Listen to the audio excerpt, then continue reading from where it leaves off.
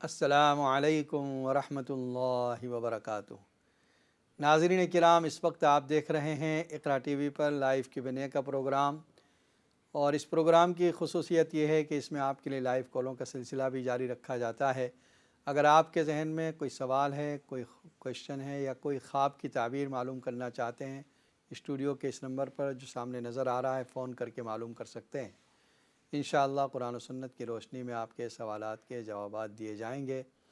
जो हमारी गुफ्तगू चल रही थी सूरह आले इमरान के बारे में, एक कॉलर लाइन पर मौजूद है। अस्सलामु अलैकुम वरहमतुल्लाहि वबरकातुहू।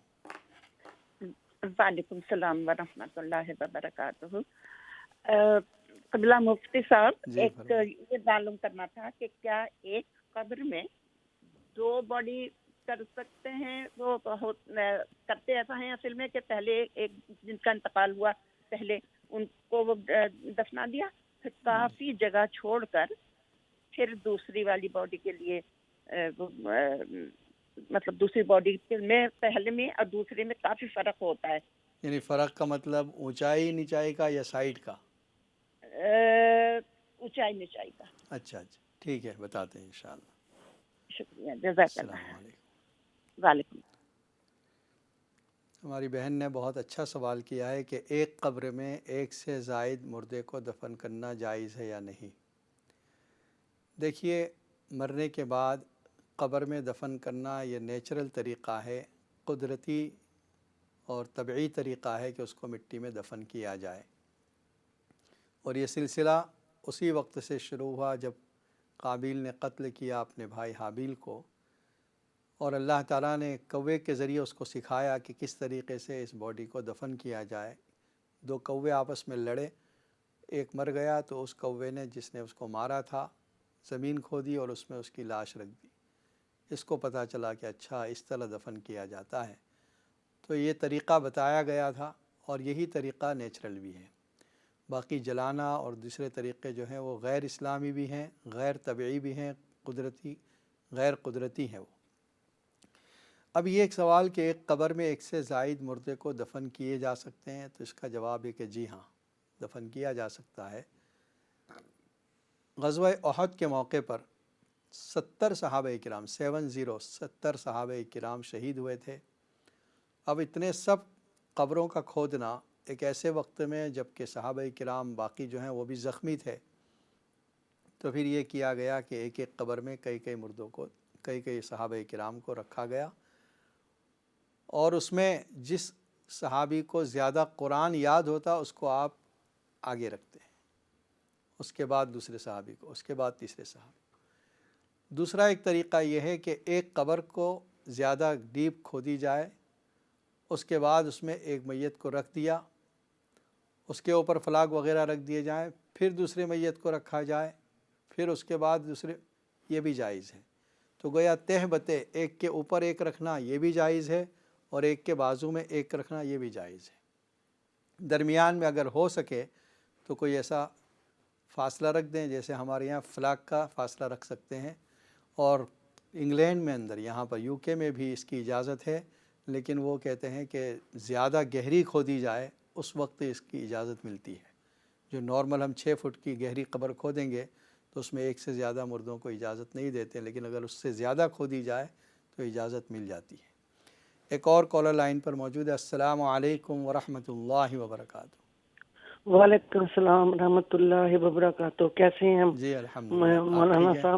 मौलाना साहब मेरे एक ख्वाब की तबीर है। मेरे बच्चे को 3 दिन से आ रहा है। क्या ख्वाब देखा? तो एक ख्वाब है कि वो उसको किसी ने गोलियां मार दी हैं। अच्छा, तो उसका क्या नुकसान हुआ? उसके जिस्म पर कोई? तो दूसरा ख्वाब आया फिर कि उसको किसी ने चाकू मार दिया है। अच्छा, आज उसको ख्वाब आया कि वो फौत हो गया है। अच्छा अच्छा, ठीक है, बताते हैं इंशाल्लाह। क्या काम करता है ये? जी, ये वकील है। अच्छा, ठीक है, इंशाल्लाह बताते हैं। ओके जी। हमारी बहन ने जो अपने बेटे का ख्वाब ज़िक्र किया है, गोली मारने का और चाकू का और वफ़ात का, देखिए इसकी ताबीर ये है कि आपको कोई रूहानी तौर पर तकलीफ़ पहुँचेगी, यानी आपके बेटे को जिसने ये ख्वाब देखा है कोई रूहानी तौर पर सताएगा, तकलीफ़ पहुँचाएगा, कोई ऐसी बात सुनने को मिलेगी जो तकलीफ़ देगी।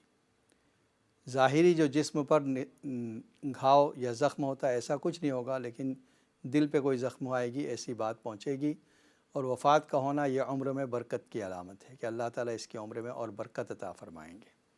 اچھا خواب ہے، صرف یہ کہ کوئی کچھ باتیں سننا پڑے گی، اس کو برداشت کر لیں اور آیت الکرسی وغیرہ پڑھتے رہیں۔ سورہ آل عمران سورہ نساء کی آگے کی ایک آیت ہے، اللہ تعالیٰ اس آیت میں کبائر کا ذکر فرماتے ہیں۔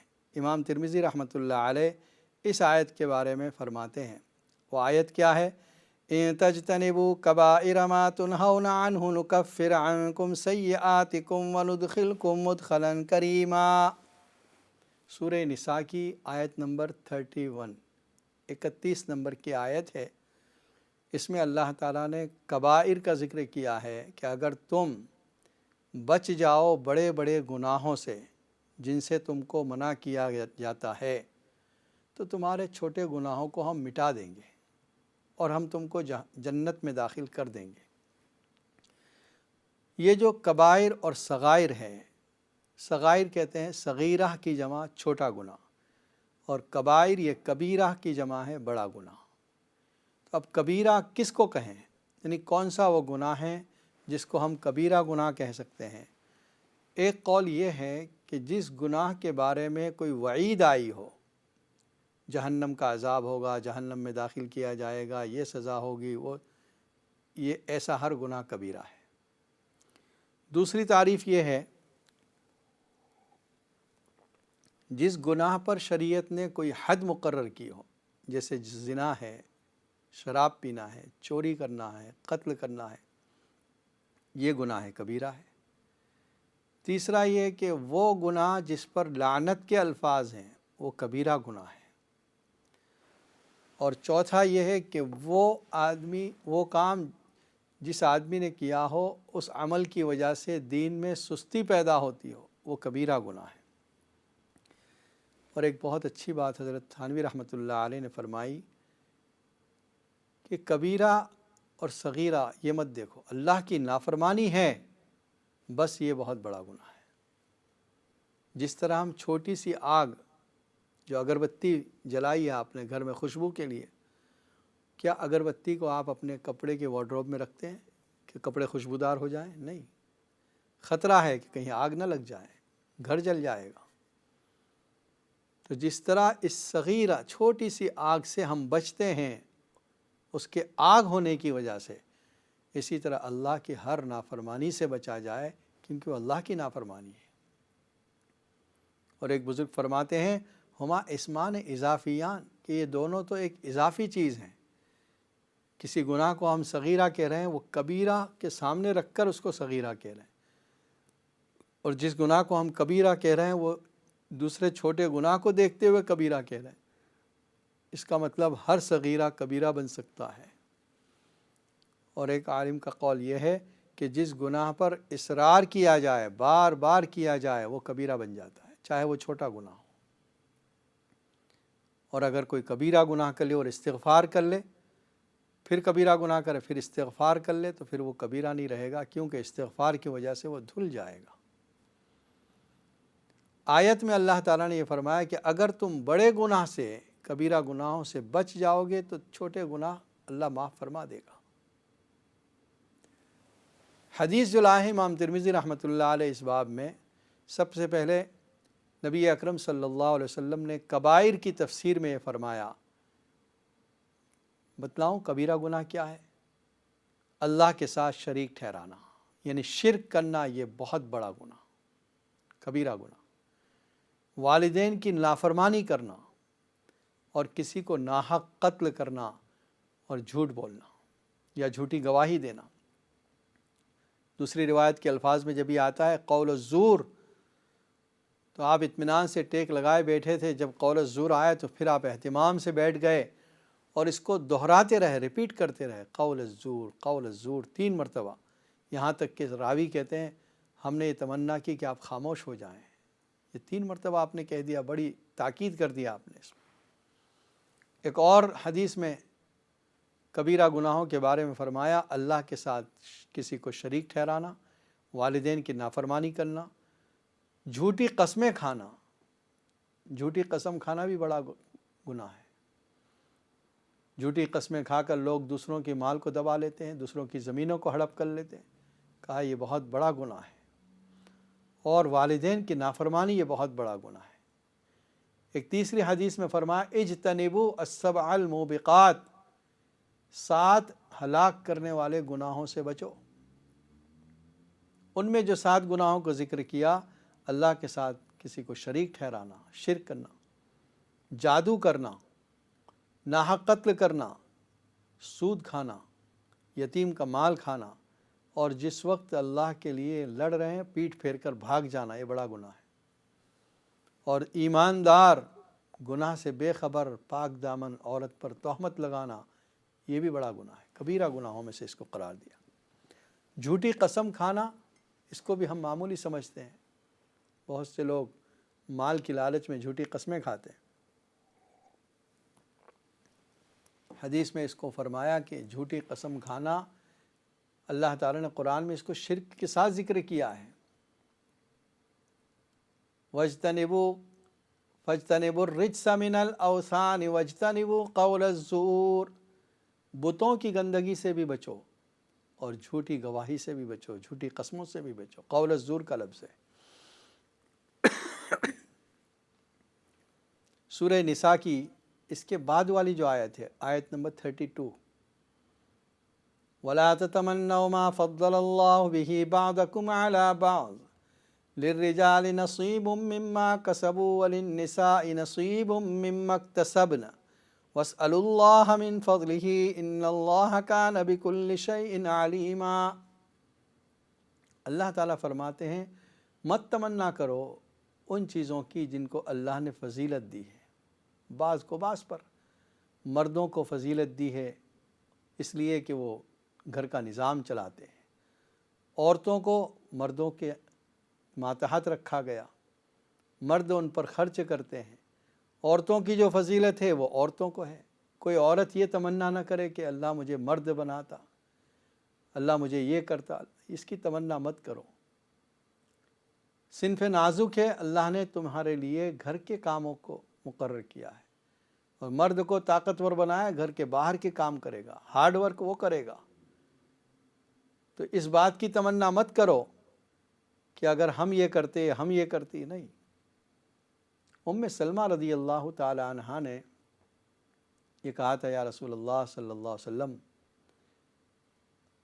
اللہ تعالیٰ نے مردوں کو جہاد کی حکم دیا ہے، وہ جہاد کرتے ہیں، ہم پر جہاد نہیں ہے، مطلب ہم جہاد کے ثواب سے محروم ہیں، ہمارے لیے آدھی میراث ہے۔